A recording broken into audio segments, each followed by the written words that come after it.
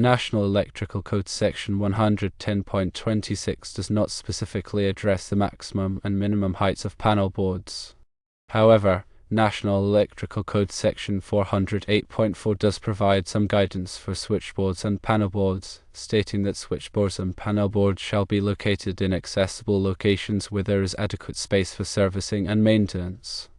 NFPA 70-2018 provides additional guidance in Section 130.4, stating that equipment shall be located to provide safe access for operation, maintenance, and servicing, and that equipment shall be located so that operating personnel can avoid contact with energized parts during routine operating procedures. While there is no specific code requirement, industry best practices recommend the following heights for panel boards. The minimum height is 18 inches, which is 457 millimeters from the floor to the bottom of the panel board.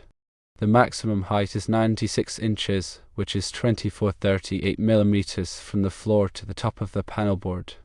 These recommendations aim to ensure that breakers can be easily accessed and operated without the need for excessive reaching or standing on ladders.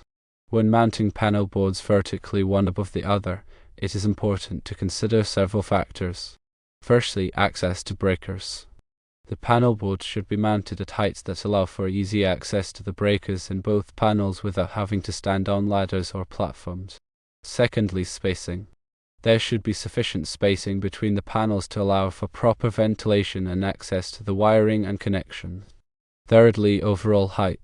The overall height of the combined panel boards should not exceed the maximum height recommended above, which is 96 inches.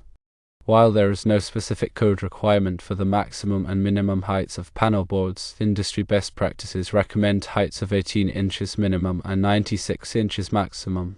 When mounting panel boards vertically one above the other, it is important to consider ease of access, ventilation, and overall height to ensure safe and efficient operation and maintenance.